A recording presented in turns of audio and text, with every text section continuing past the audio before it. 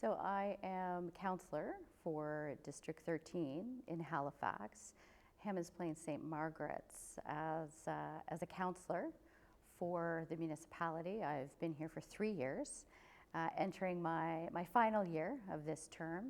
And my background is in television production, communications with all 3 levels of government. I've also had the opportunity to work in nonprofit. I'm also unique as a politician in that I didn't finish high school. I moved out at a very early age and spent some time as a teenager homeless in Quebec as well as in Nova Scotia. I have a unique perspective on housing that I bring to the table at Halifax Regional Council. One of the things that frustrates me most about policy making is that we attempt to address a problem from a focused perspective. And while sometimes that would seem really important, the detail that we missed is that macro perspective.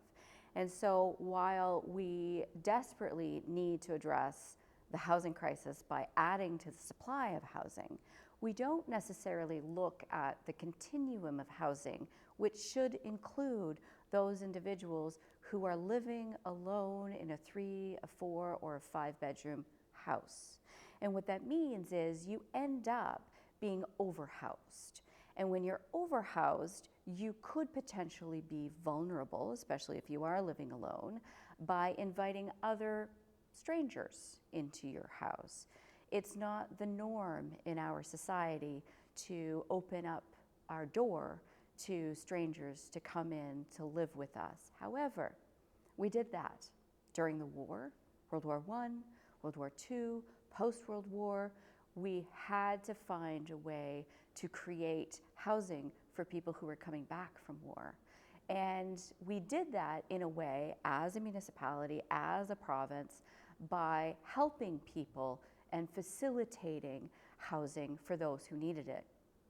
In modern day society, it's been downloaded to each individual's responsibility. Oh, well, you lost your housing because, or you can't find housing because. And that isn't the approach I think that we need. We should be saying to people, how can I help you? What do you need? What changes can we make to policy to advance what you're doing in your life so you can reach your potential, so that you have shelter and safety and security?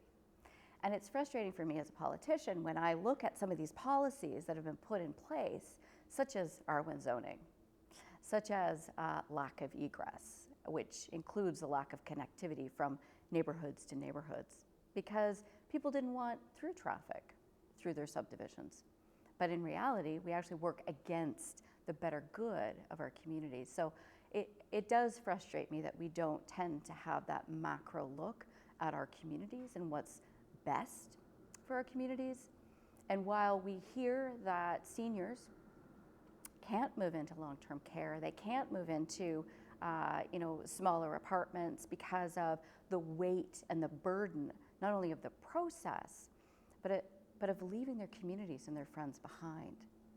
So we should be creating policies that enable seniors to stay in their home, to stay in their communities, but reduce the financial burden that they have in order to keep that home. And shared housing is the best possible way to do that. Well, it's a cultural shift for government. Government it tends to take a hands-off approach when it comes to personal responsibility. When we look around at our streets and the number of people who are living in tents, senior government has typically said, well, there's programs that we have and people just need to access them, without understanding what it means to actually get to that point where someone can access that program or access that support. And typically, government doesn't have the viewpoint that we are facilitators for individuals. Government takes the perspective that we are facilitators for community as a whole. And so we miss those marginalized communities if we're only looking at community as a whole. We're not specifically looking at those who are vulnerable within our community. At the municipality, we are addressing it by creating the means for shared housing to exist throughout every single zone, every single land use within the municipality. Residential zoning is no longer just a family home. It's a family home with a backyard suite that you can rent out. It's a family home that you can rent out rooms and have shared spaces. One of the concerns, obviously, that we have for seniors is isolation and mental health. And as isolation increases, mental health decreases, and health in general decreases. And the quality of a senior's life when they are isolated becomes much more problematic for their longevity and health and wellness. So by looking at other models around the world where seniors are matched with young people, Finland's a great example, much of Europe actually, that has supported communities to actually change the way that they view what housing is. Housing is a human right. Housing is should be guaranteed for everyone, no matter what your age, background, ethnicity, whoever you are, you should have that right.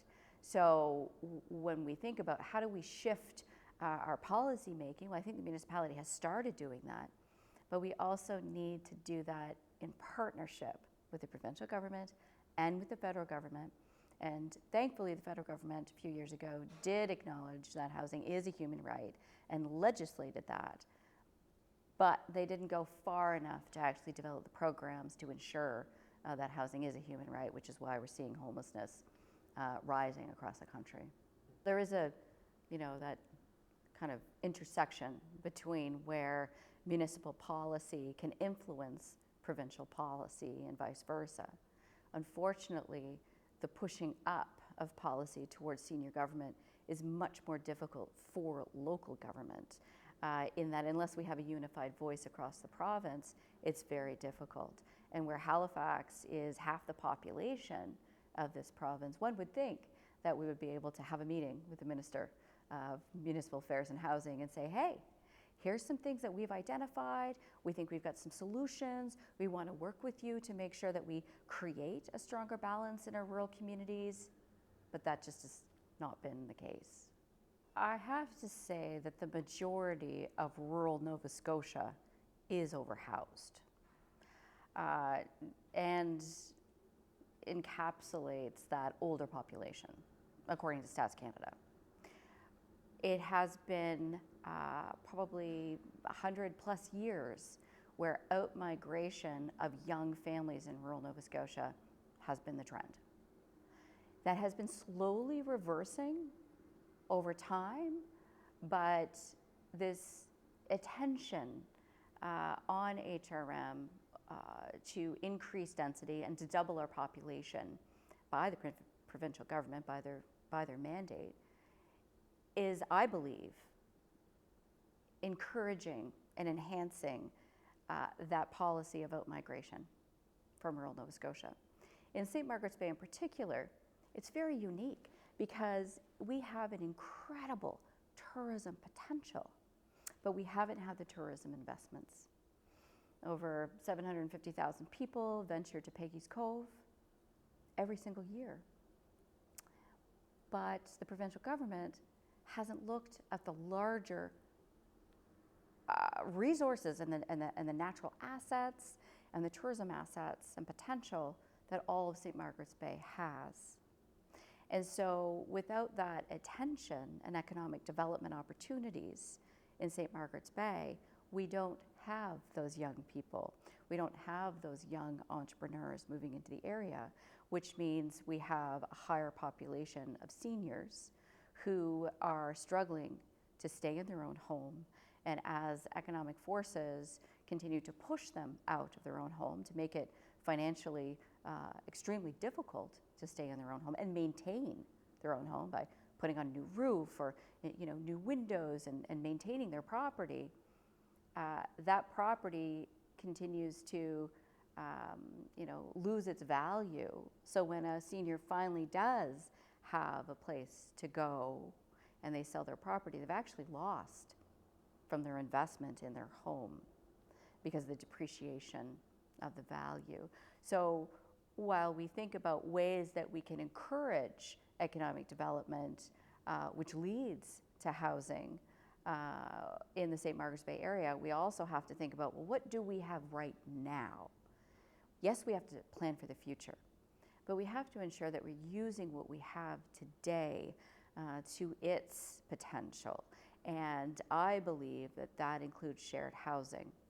But it's difficult for young people or young entrepreneurs getting started to come to an area that doesn't have transit, that doesn't have access to services, where they have to come into the urban area to get health care or these kinds of things. So it is an imbalance as far as economic development goes, and we do need to generate more attention to ensuring that rural HRM and all of rural Nova Scotia can develop in a way that benefits the greater good of the community, but specifically identifies the needs and resources required to support those who are vulnerable in the community, including seniors, folks who are disabled, folks who are low income, people who actually need the support to stay in their community.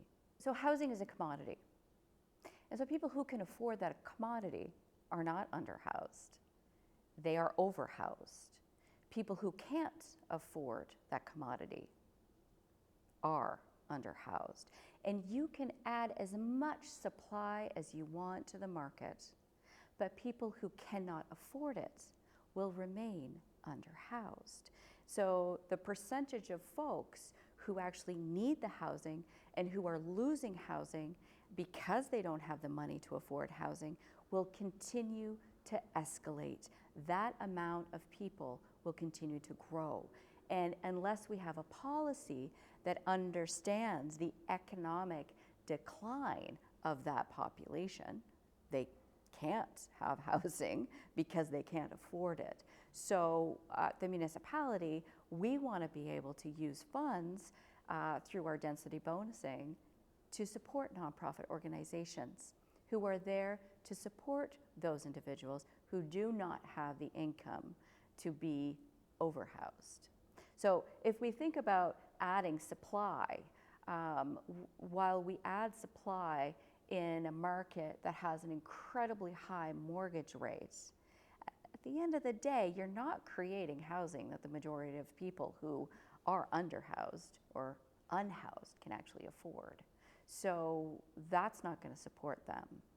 So what we're trying to do is fix a problem with a solution that won't actually fix the problem.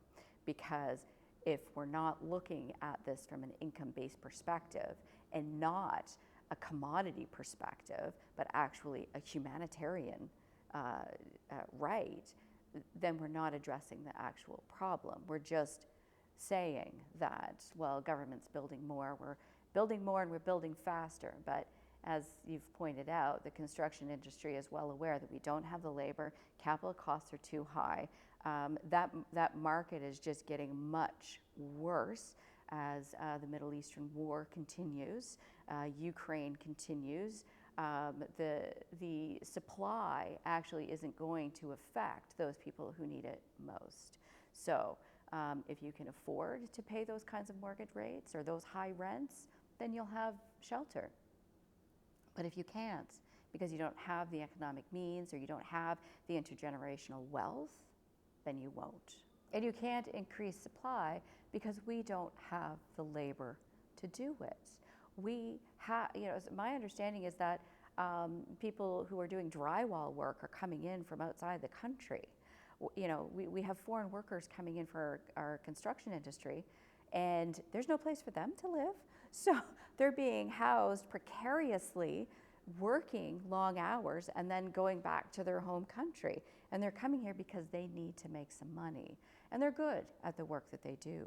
But we haven't done a good job training folks here that live here to fill those positions. So we can talk about building supply all we want, but it's extremely expensive to build a housing unit right now. And until we recognize that, we need to think about retrofitting what buildings we have, increasing shared housing, building a matching system that places young people, young university students with seniors to ensure that seniors are living their best life in their house, able to stay there and have company with young people. But again, we're not at the municipality really set up to facilitate that, and we don't control the rental market in any way, whether it's the rental cap or the tenancy board and the legislation that goes around all of those policies and regulations. So at the municipality, we can come up with these great ideas and suggest to our senior partners that in provincial government that they move forward to assist, and facilitate seniors staying in their own house and matching young people with them. There's a lot to consider when it comes to demolition of a building. When plans are put in place to tear down a building with 4 lots and build something that, tear down a building with 4 units and build something for 16 units. Councillors look at that and say, oh, this is a great idea. We're going to have more housing. And considering the state of the old building, as I was referencing before, you have seniors who are unable to maintain the buildings. You've got serious rot because they couldn't fix the roof. They didn't have the funds to put in new windows, so the sills are all rotten. The basement is a ground floor with a rock foundation, which is precarious. And some of these older buildings just have not been maintained to the point where there isn't black mold everywhere inside, or even spreading from the basement to come up to the main floor. Certainly air circulation is a problem, and in addition to that, energy poverty. So with low income, seniors staying in their own home, let's say in a wealthy, downtown urban neighborhood, their taxes are quite high. And so that essentially is pushing them out because they haven't been able to rent the space or their bedrooms in their building to be able to take the money and fix up that building. And on top of that, the energy poverty means that they haven't actually had the heat throughout the entire winter for years that could dry that building out. So mold, mildew, as well as knob and tube, electrical, asbestos, and so on and so forth, unfortunately makes a lot of these buildings quite sick. And so when we look at what it takes to renovate a 4-unit building, to rent those 4 units out, it then doesn't make sense from a financial model. And again, housing in our society is a commodity, and developers are in housing to make money. They're not there because they're altruistic, right? So what it means is that sometimes, especially in this market, developers then end up land banking, not building because it's too expensive to build, supply chain challenges, labor, et cetera, so they sit. And that's why council is now looking at a vacant land tax that I understand the legislature is discussing as well, and thinking about how do we actually push these developers to enact the plans that they said that they were going to enact. And I'd also like to see from a policy perspective that demolition doesn't move forward until they've actually secured that approval for development and building, because there are timelines, right? There's a deadline. They've got 12 months to start building once they get their approvals. So they've got to build. But in some cases, there's loopholes, and the municipality has had these loopholes at a time when developers, I think years ago, they didn't have necessarily a problem to build because, interest rates were lower, labor was more available and cheaper, and so on and so forth. It's just a very different market that we're in right now. And with those economic challenges, come a real shift, a required shift in policy. So that's I think what Halifax Council is focused on.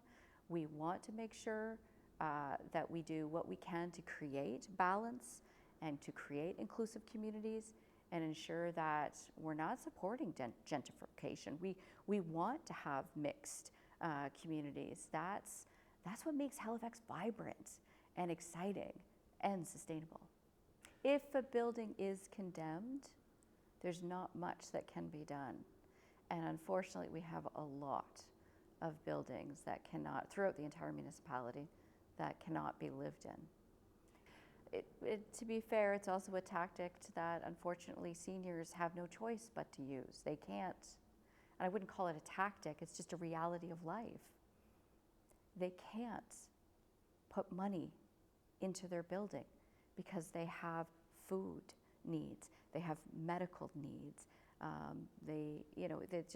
It's not financially affordable, and the programs are so limited. We've just seen a huge drop in the heating rebate program that the provincial government used to be. Last year it was $1,000, this year it's only $600. And it's, the oil company is not going to come and fill up your oil tank. And just, retrofitting and renovating your home to move away from oil into a heat pump, that's very expensive. And you have to come up with that money up front. And it's difficult for folks who are on a fixed income to be able to do that. I have issues with the Solar City program and working to create changes to modernize that. I do find it very frustrating as well that land lease communities can't access Solar City. They own their own building, they just don't own the land. So, I do think that we need to make some policy changes and kind of rethink who can take access and be a part of the Solar City program. And so those are conversations that I'm having with staff to get a better understanding of what changes we can make, and I'll be bringing that to Halifax Council. And I think that if the municipality is going to put forward programs to say, isn't this great? We're trying to help, and shift our climate action goals and work towards them. We need to be doing that with all of the work that we do. And sometimes there's just gaps in thinking, there's gaps in understanding. And, for example, land lease communities, they're not all movable trailers, right? There are modular homes that are on land that the modular home owner doesn't own the land, but they can't access the Solar City program. Well, I think we need a shift in our thinking around what shared housing is. I just think when I was a teenager, when I first started in university, there were like 6 or 7 people all sharing the same kitchen in the house, and it was just normal. But as people grow older, they're used to their privacy. They're used to having their own space, and unfortunately, we are not as open as we used to be. And part of that is just not having the opportunity to explore shared housing. And so by having more of a kind of a promotional presence, or telling stories of people who are sharing their house, I think we would be able to help people understand the benefit of being able to stay in your own house, renting out rooms, and benefiting from the relationships that you have. The trick to that is having a regulatory framework under the provincial act that really helps people understand that residential tenancy responsibilities and accountability. It's important that we don't jeopardize people's health and wellness and safety in shared housing, but that's everywhere in society, whether you're on a transit bus, whether you're walking on a street, whether you're in a restaurant. We do need to shift our thinking and respect for one another and create space where people can have differences but still be agreeable and open to other people's opinions and learning from one another. And we've seen a real divisive nature over the last few years, the Trumpism that just has created so much division in our community, where people just can't talk to one another anymore if they disagree about something. So I do think that there's a hesitation for shared housing because of the worry that someone might have about living with someone that potentially isn't getting the health care or support that they need, or potentially it may end up being a burden, or may end up not being able to actually afford that shared housing arrangement and needs another place to stay. You know, we need to have the opportunity to have a program where when people disagree, they can go somewhere to work things out. And, you know, these disputes between neighbors or between tenants shouldn't end up where someone loses their housing. Well, especially when you have people who have never lived in a shared housing situation before. You know, this would be new to them, and there may be some assumptions on what they should expect. So I do think that it's important that there's a clear framework for people to actually work from that has not only guidance, but that is a number like 211. Hi, I have an issue. Where do I go for help? And 211 is a great example because it really is like the laundry list of, oh, you have this issue, here's who you need to talk to. So we do need support from the provincial government in order to be able to provide the regulatory and policy environment where shared housing can flourish. No doubt about it, there's issues when it comes to the Tenancy Board and the Tenancy Act that desperately needs to be modernized, and understanding of what a shared housing arrangement is and how that would fit inside tenancy, so that there is a better conflict resolution rather than someone just ripping your door off your room and saying get out. We can't be in a position where we finally get people housing and then remove that from them because of a personal conflict. So I do think that this needs to be thought out very well and executed in a manner that that has the principle of housing as a human right, but also that has the principle of conflict resolution and de-escalation. I would love to see tax incentives. Honestly, I think a tax incentive, potentially a property tax incentive. If you have shared housing, absolutely, you get a reduction in your property tax bill. Unfortunately, the provincial government doesn't permit that, so we would need the province to assist us in updating the legislation to allow municipalities to give tax incentives. Of course, the other thing that I would like to see is a better support for community land trusts, where those community land trusts can flourish in their communities to support community members with affordable housing, and also have space there for shared housing. Keep in mind, as people move through the housing continuum, sometimes they go up through that continuum and then they fall back down. And so what we need is a safety net to ensure that they don't have to end up back to emergency housing or to shelter housing. We could actually create a system that supports them so that they're not falling out of housing. One of the things I'm greatly concerned about, I'm concerned about a lot of issues, but I am really concerned, this is what keeps me up at night, is the young people who are unhoused and who are coming to Halifax hoping for support, who are coming from rural Maritimes looking for support and being turned away because there isn't anything. Unfortunately, Nova Scotia is known across the country as the highest human trafficking rate. We are not doing a good job at all. It is shameful what we're doing for youth. Young people are being removed from housing because they have a 19th birthday. And where a 19th birthday, one would think, isn't that great? You know, you've turned 19 and now you are turned away from your housing, from your community, from your security, from your safety, from your health and wellness. And that policy has to change. Youth in care should not kick kids out because of their age.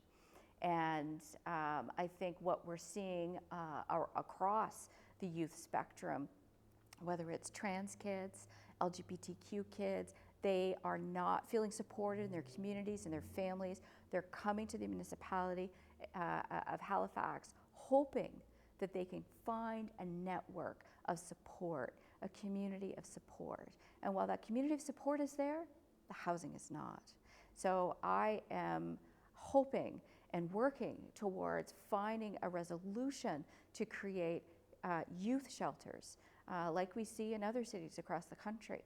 We are in desperate need of finding supports and building supports with the support from community services, I might add, at the province, to ensure that we support these young people to reach their full potential. And they can't do that if they don't have housing. It is happening. There is shared housing. It's just shared housing without support, and it's shared housing without, what's the word I'm looking for? It's shared housing without the autonomy of a person. And unfortunately, people, as the weather shifts and it becomes colder, people who are unhoused are giving away themselves. They're giving away they're trading their dignity in many cases for housing. And that's not how you build a whole person or a whole community. So we know all this. We know that people are sleeping on couches and sleeping in closets and sleeping anywhere that they can and trading off whatever they find or they can give away to that person that has the power and authority over them, that has that house or that shelter.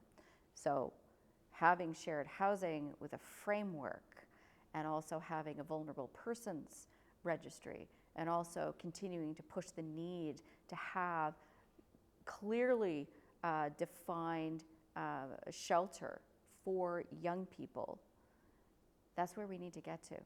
And the municipality is very limited, not only in our authority, but in our budget to be able to actually do this. The municipalities in Nova Scotia only get to collect 10% of all taxes that are collected. So imagine that, of all taxes. And then every single property taxpayer is giving away 32%, roughly, to the provincial government for provincial responsibilities. So the municipalities are left with between 68 and 70% of all money that they've collected. It is not sustainable at all. We can't be expected to do more with less. There are people who live in their cars and their RVs, and they're hiding because they have children with them, and they are very, very fearful of losing their kids. They've already lost their housing. They do not want to lose their children. So again, we have a system that is punitive to people and families who lose housing. There are people to help, but the sad reality is the stigma and the shame. And it's the same with food banks. It was so hard to get people to use food banks regularly to feed themselves and their families. And now that people are using food banks and we have a much better distribution system and network of food banks, we're able to support those people who need them. But we still find folks who refuse to be seen getting support from a food bank. But we do have a wonderful social network that's supporting people who access help, but at the same time, people who need help, there are far too many of them that are not getting it.